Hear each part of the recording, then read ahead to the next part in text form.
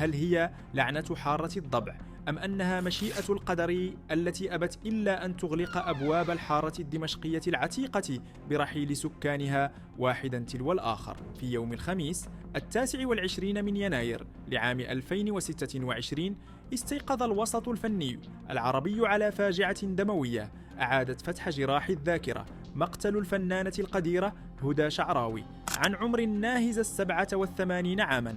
أم زكي التي طالما استقبلت الحياة في المسلسل غادرت الحياة غدرا في شقتها بدمشق إثر تعرضها لاعتداء وحشي بهدف السرقة، لتنتهي رحلة 8 عقود من الفن والحب بنهاية مأساوية لم يتوقعها أحد.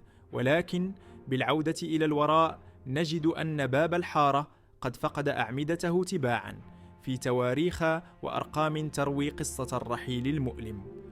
الصدمة الأولى كانت مبكرة جدا، وتحديدا في صباح 13 من يوليو لعام 2011. حينها خطف الموت فران الحارة الطيب الفنان حسن دكاك صاحب شخصية أبو بشير. رحل دكاك وهو في قمة عطائه عن عمر لم يتجاوز 55 عاما إثر نوبة قلبية مفاجئة ومباغتة، ليكون أول المغادرين من طاقم العمل الأساسي. ومرت السنوات ثقيلة ليأتي عام 2013 وتحديدا في 2 ديسمبر ليرحل الفنان الأنيق سليم كلاس الشهير بأبو خاطر.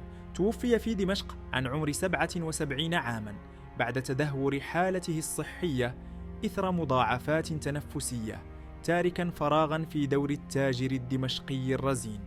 ثم جاء عام الحزن الكبير عام 2014 الذي شهد رحيل 3 من عمالقة العمل دفعة واحدة. بدأ العام برحيل حكيم الحارة وشهمها الفنان وفيق الزعيم الشهير بأبو حاتم. في 15 من مارس خسر الزعيم معركته الشرسة مع مرض سرطان الكبد، ليرحل وهو في 53 من عمره فقط في ريعان شبابه الفني. ولم يكد يمر شهر واحد على رحيله حتى اهتزت الحارة برحيل زعيمها الأكبر. في 12 من أبريل من نفس العام توفي صاحب الصوت الرخيم عبد الرحمن آل رشي الزعيم أبو صالح عن عمر 79 عاما إثر فشل كلوي ومشاكل تنفسية، ليغيب الصوت الذي كان يزلزل أرجاء الحارة. وفي ختام نفس العام الكئيب لحق بهم الفنان عصام عبهوجي أبو إبراهيم في 24 من نوفمبر عن 68 عاما بعد صراع مع مرض عضال. توالت السنوات واستمرت القائمة في الازدياد. في 21 من مايو لعام 2020 توفي الفنان مأمون الفرخ أبو سمير الحمصاني عن عمر 62 عاما إثر احتشاء في عضلة القلب. ثم جاءت صدمة عام 2021 حين ودعنا رئيس مخفر الحارة الفنان ونقيب الفنانين زهير رمضان أبو جودة.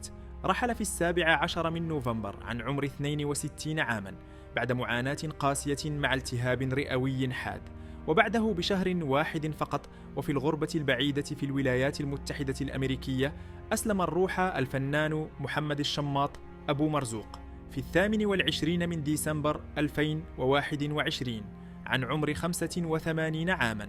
ولأن الحكاية لا تكتمل إلا بكاتبها ومخرجها، فقد أسدل الستار تماما بوفاة عراب البيئة الشامية المخرج بسام الملا في 22 من يناير لعام 2022 عن 66 عاما متأثرا بمضاعفات مرض السكري، وصولا إلى الفاجعة الكبرى التي نعيش صدمتها اليوم. الحلقة الأخيرة والأكثر دموية في مسلسل الرحيل. لم يمهل القدر الفنانة القديرة هدى شعراوي لترحل بسلام وهدوء كرفاق دربها، بل كتبت عليها نهاية مأساوية تليق بروايات الجريمة لا بسير العظماء. في ليلة الخميس 29 من يناير لعام 2026 تحول منزلها الآمن في حي باب سريجة بقلب دمشق إلى مسرح جريمة مروع. الفنانة التي بلغت من العمر 87 عاما والتي أفنت عقودا من حياتها ترسم البسمة وجدت مدرجة بدمائها. التحقيقات كشفت عن الحقيقة المرة. أم زكي لم تمت بمرض الشيخوخة بل قتلت غدرا، والأكثر إيلاما أن اليد التي امتدت لإنهاء حياتها لم تكن يد غريب بل كانت يد الخادمة التي استأمنتها هدى شعراوي على بيتها ونفسها. بدافع السرقة والطمع في حفنة من المال، قامت الجانية بتوجيه ضربة غادرة للفنانة المسنة لتسرق مصاغا ومالا وتفر هاربة، تاركة خلفها جسدا هامدا وجمهورا عربيا في حالة ذهول.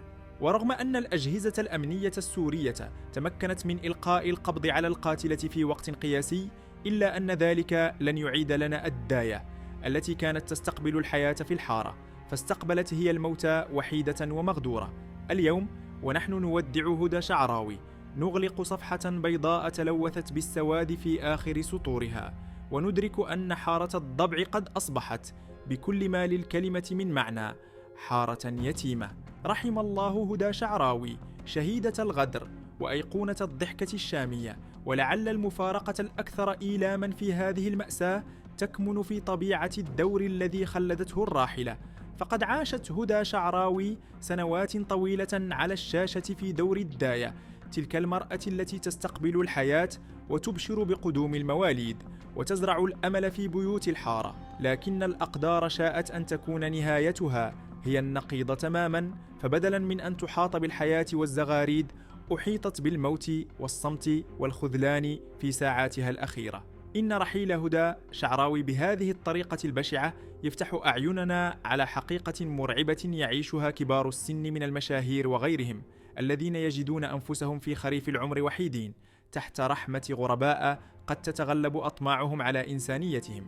ستظل ضحكة أم زكي رنينا يتردد في آذاننا كلما عرض باب الحارة، وسيظل وجهها البشوش جزءا لا يتجزأ من ذاكرة رمضان واللمة العائلية. قد يموت الممثل ولكن الأثر لا يموت، وقد تغلق بيوت الدمشقية أبوابها في الدراما، ولكن باب المحبة الذي فتحته هدى شعراوي في قلوب الملايين سيظل مشرعا إلى الأبد. وداعا أم زكي، وداعا يا من أضحكتنا دهرا وأبكيتنا قهرا في المشهد الأخير. أخبرونا في التعليقات ما هو أكثر مشهد لا تنسونه للراحلة، وهل تتفقون أن نهاية الفنانين الكبار باتت مؤلمة في الآونة الأخيرة؟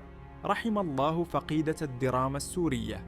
لا تنسوا الاشتراك في القناة وتفعيل الجرس لقراءة الفاتحة على روحها وليصلكم كل جديد. دمتم في رعاية الله،